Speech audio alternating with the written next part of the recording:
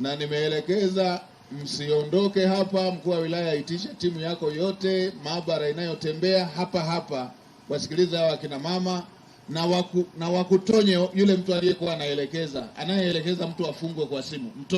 Wakutonye, wakutajie. Wenda hawajaweza kumtaja hapa hadharani. Wakutajie alafu mniambie. Kwa jina naitwa Oscar Emmanuel Maenge. Ni mfanyabiashara mdogo wa Tukuyu mjini. Mheshimiwa Waziri, vijana wako tunapata shida sana. Yaani sana. Vijana wako tumejitahidi kujiwekeza kwenye wilaya yetu, kwenye mkoa wetu, na tumejitahidi kujiwekeza, lakini kuna watu wako juu ya sheria wanaingilia kwenye ofisi zetu, wanafunga ofisi zetu. Na wamefunga ofisi yetu kutoka mwezi wa 6 pale Tukuyu mjini, toka mwezi wa 6 ofisi ya pabu imefungwa toka mwezi wa 6 kwa kigezo kwamba iko barabarani. Na ukiangalia ofisi za Tukuyu zote, baa zote ziko barabarani. Wakatupa kigezo kwamba hatuna kibali cha TANROADS. Tukaenda TANROADS, tukapewa barua ya kwamba baa iko sehemu mbaya nini na nini. Tukaenda tena kuomba, wakatupa jinsi ya kurekebisha. Tulikuwa tumejenga jiko nje lenye thamani ya shilingi milioni 8. Jiko then tuhamishe njia, tukabomoa jiko tukahamisha njia. Na tulipobomoa jiko na tukahamisha njia, akasema basi poa, nendeni kwa nani? Kwa mkuu wa wilaya. Mkuu wa wilaya anaweza akawasaidia. Tumeenda kwa mkuu wa wilaya, alipotutuma kule wakatupa jibu, wakasema nyie kamalizaneni kwanza na mkuu wa wilaya wenu then ndio mje huku. Sisi nyie shida, sisi hatuna shida, ipo kwa mkuu wa wilaya wa kwenu. Na tukienda kule kufanya kampeni Tukuyu mjini, sisi tumewekwa ndani. Mheshimiwa, tumewekwa ndani, nyie mnapoondoka sisi ndio tumetolewa. Na mpaka dakika hiyo ofisi hajafunguliwa na hakuna chochote kinachoendelea. Na tukienda kuomba kwa mkuu wa wilaya anatupeleka TANROADS, na tukienda TANROADS wanatupeleka kwa mkuu wa wilaya. Na hiyo ofisi ina kila kitu. Wamekuja kufunga siku ya uzinduzi, yaani siku ya kuzindua ndio wamekuja kufunga. Na tulipoenda kuchukua leseni, yeye anadai kwamba sisi tulikuwa hatuna hata leseni. Lakini siku tumeenda kuchukua leseni, walituambia tuende siku kuchukua leseni siku ya uzinduzi. Na tumeenda siku ya uzinduzi kuchukua leseni, wakasema nendeni kwa mkuu wa wilaya. Mkuu wa wilaya na maagizo yote ya ofisi yenu. Nani kafunga? Nani kafunga? Hatuelewi, ila maagizo yanatoka kwa mkuu wa wilaya. TANROADS yuko wapi?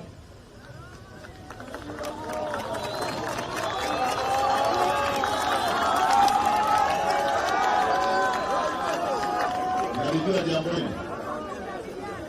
Unalijua jambo hili?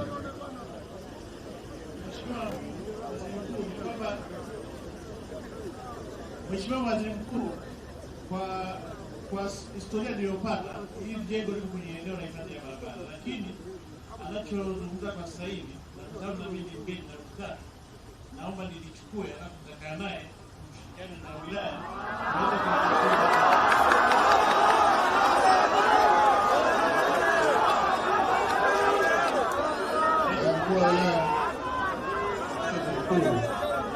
ni kweli ndugu hawa wamejenga baa katika eneo la kona liko ndani ya hifadhi ya barabara, na wamejenga hiyo baa bila kupata kibali wala hawakuwa na leseni. Kwa hiyo wenye mamlaka ya barabara kwa maana ya TANROADS walifika wakapima na wakasema eneo hili halifai kwa ajili ya barabara, na wao wakaandikiwa barua wakaamba kama hawaruhusiwi kufanya biashara katika eneo hilo, na barua hiyo wanayo. Kwa hiyo huo ndio utaratibu uliotumika na shirika. Ni container au wamejenga nyumba? Ilikuwa zamani ilikuwa ni makazi ya mtu, wao wakaifanya kuwa baa. Ni container au wamejenga? Ni nyumba ilishakuwa kutoka zamani. Wakati wanaweka tofali ya kwanza, ya pili, ya tatu mpaka chini ya hiyo nyumba ilikuwa mkamilifu. Wao walienda kuonisha kubadilisha matumizi ya hiyo nyumba. Kwa hiyo hata wanafanya hawakusema ni kitu gani. Wameweka bango, tunaenda kuuliza tunafanya nini, ndio wanaweka bango la kusema night club. Vibali hawana, lakini wenye hifadhi ya barabara wakasema ni hatarisha tuweze kufanya biashara ya baa katika eneo hili. Wengeua watu pale, na sisi hatuko tayari kuhakikisha kwamba wananchi wanapotea katika eneo hili kwa kuweka baa katika eneo hili. Mheshimiwa Waziri Mkuu, umenyosha mkono. Mheshimiwa akisema hatuna leseni, hatuna kibali chochote, anatukosea. Huyu ndiye sisi ndio anayetuongoza. Mimi hata akija hapa mtu wa leseni, muulize kijana huyu alikuja kuchukua leseni. Sisi tumeenda kuchukua leseni, Wamesema huyu mkuu wa wilaya alitoa agizo kwamba sisi tusipewe leseni na tusipewe chochote, na akisema tulikuwa hatuna kibali chochote anatukosea. Sisi pale ile nyumba ni kweli tulikodi nyumba, lakini tulibomoa ukuta tukaanza upya, tumejenga jiko lenye thamani ya milioni 7, tumejenga kila kitu. Kuna picha ya awali ambapo pale palikuwa na kuna picha ya awali ambapo sisi vijana wako tulirekebisha. Pamoja na yote sisi pale mzee tulikuwa tuna wafanyakazi 122. Umeona, wengine wana degree, wengine wana kila kitu. Na akisema kwamba ipo juu ya mlima, wapo watu wote hao ni wenyeji na hakuna mtu ambaye hili swala hapa alijui. Wote hao wanalijua. Wote hao vijana wote wanalijua. Na hata siku ya uzinduzi kama unavyojua mambo ya vijana, wote walikuwa pale. Na walifika kwenye marekebisho, sisi tunarekebisha, wanatuangalia, na kibali tulipewa cha marekebisho na taarifa za kwamba pale tunataka tufanye kitu gani walikuwa wanajua. Umeona, na kijana wake aliyetupa kibali alihamishwa kazi Tukuyu, hayupo.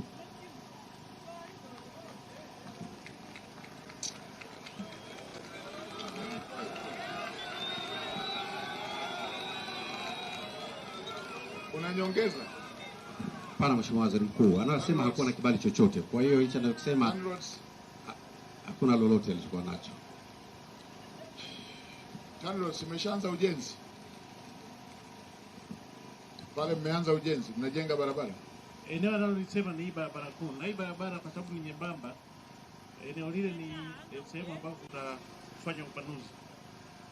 Tutakuwa na upanuzi wa hii barabara kwa maana kutoka kwenye mita 9 kwenda kwenye mita 11. Kwa hiyo design tunaelekeza. Sasa mbona mmefungia na vitu vyao ndani? Mbona mmefunga na kila kitu kiko ndani humo? Waziri Mkuu, hawa walipewa barua ya kusimamisha kufanya biashara ya baa pale. Kwa hiyo hakuna kitu kingine ambacho wamefungiwa. Mkuu wa wilaya, uko sahihi kabisa. Maelezo yako sahihi kabisa. Na maelezo ya TANROADS yako sahihi kabisa. Kosa linaijia wapi? Na haya mambo nimekuwa nikiyasema kila siku. Yanatokea mpaka hata kwenye majengo.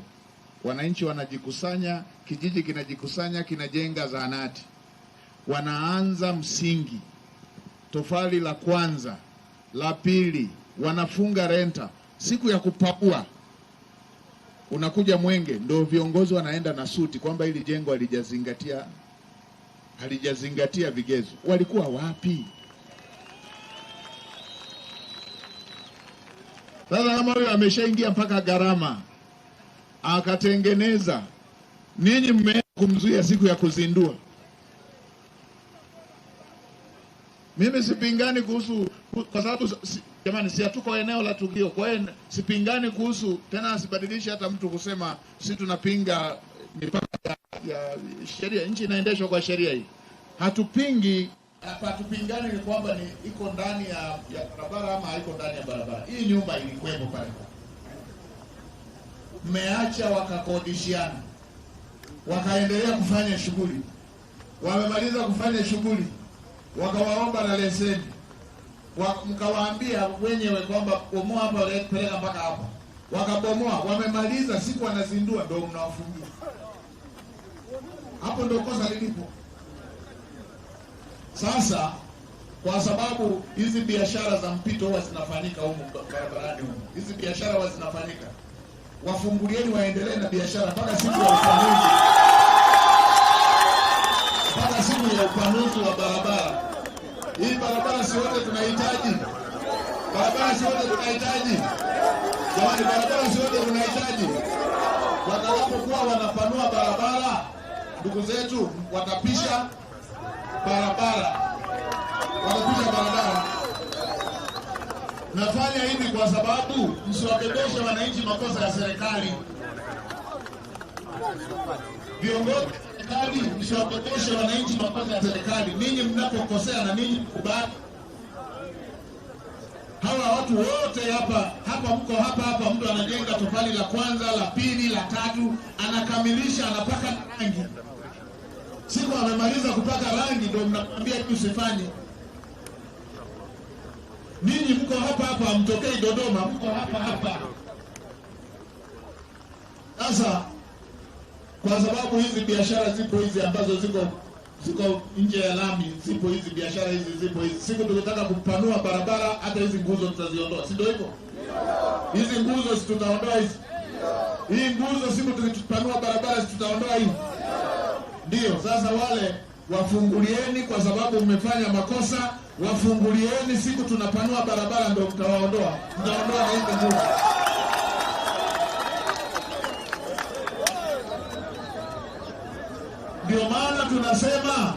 Ndio maana tunasema viongozi, jengeni utaratibu wa kutembelea maeneo yenu. Kama wanakijiji wanataka kujenga zahanati, injinia wa wilaya, hakikisha kila siku na wewe uko hapo, waelekeze inatakiwa kujengwa vipi. Sio kusubiri siku ya Mwenge unasema hili jengo halijakidhi vigezo. Mheshimiwa Waziri, siku Mwenge unapita mahali hivi, ikitokea jengo lilishakamilika mpaka limefika hatua ya mwisho, halafu siku hiyo ndo wataalamu wa serikali wanaanza kusema hili halifai, wafukuzwe yote wale watoto hawajashughulika, hawajachukua wajibu wao, wanataka kupeleka mzigo kwa wananchi. Waandikie wakuu wa mikoa wote, waambie watendaji wao, kila mmoja kwenye sekta yake, akisubiri mpaka jambo lije liibuliwe na Mwenge ama ziara ya viongozi ama mtandaoni,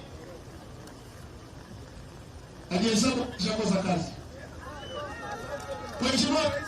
Mheshimiwa Rais ametoa kila ngazi gari. Wala tunataka hao viongozi watembee kwa miguu kwenda kwenye kila ngazi ina magari. Na ngazi zingine zina pikipiki. Wanapewa na mafuta. Wao ni kwenda tu kukagua. Haya magari sio ya kuendea kwenye semina. Haya magari sio ya kuendea kwenye mikutano, ni ya kuendea site waliko wananchi.